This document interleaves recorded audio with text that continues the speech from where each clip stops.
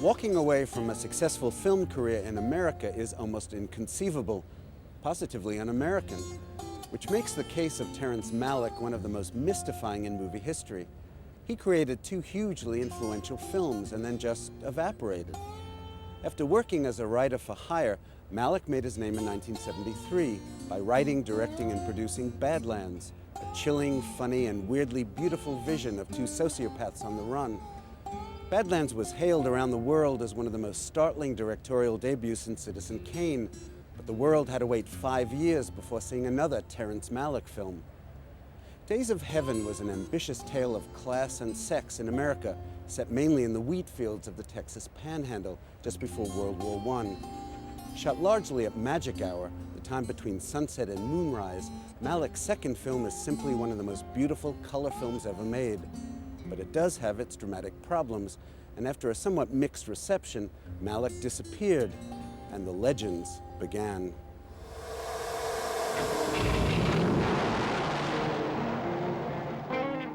I was in France one time at a swimming pool and I was talking to somebody about Terry Malick. This guy came rushing over and he said, "Does Terry Malick do your hair?" And I, "What do you mean?" "Well, he's a hairdresser and living in a garage in Paris." It's hysterical because that was, for many years, that has been, do you know where Terry Malick is? No, do you? And there were all kind of crazy stories going around.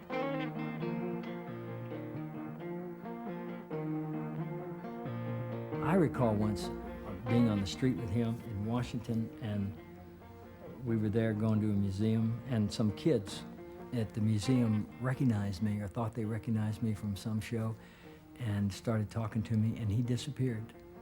He was walking with me, and then he just kept walking. But then he's not in the Hollywood loop, you know, he's never been. He makes deeply personal films and unique films. And I don't want to say non-commercial films, but he's only done 2 films, and both of them are considered classics.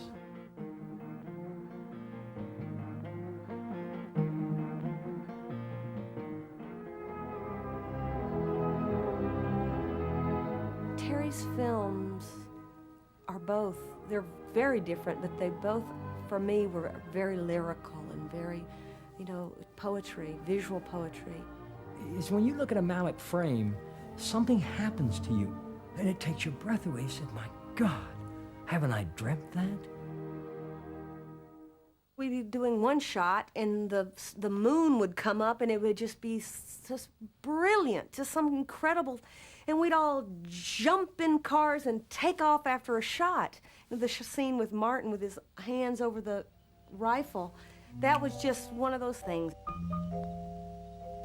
We were driving back to a location, and it was just that magic light had left us, you know, and the moon was rising, man. The sun was setting on the other side, so I was backlit by the moon.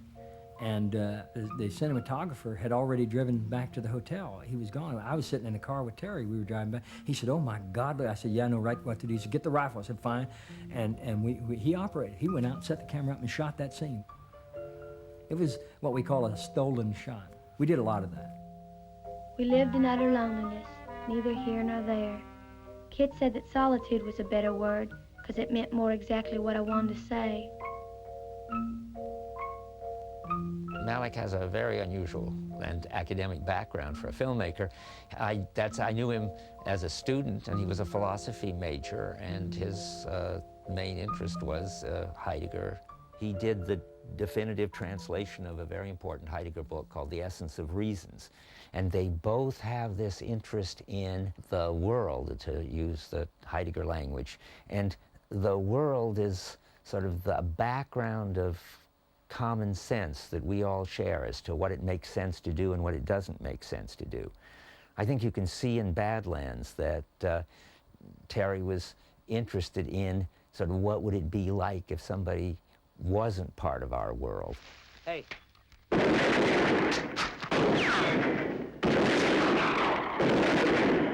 And I don't know whether that's because he was always not quite part of our world. Help!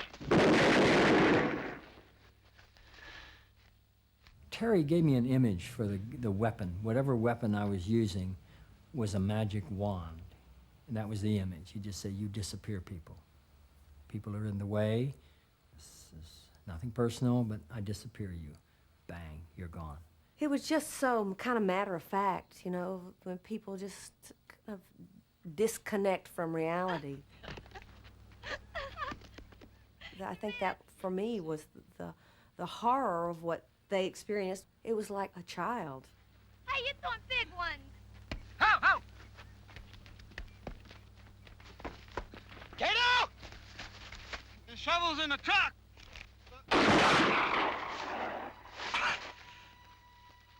After Kit shot Cato, and then she's in talking to him about a spider he has in a bottle. It's just all so incongruous and so kind of simple and beautiful. That's your spider in there?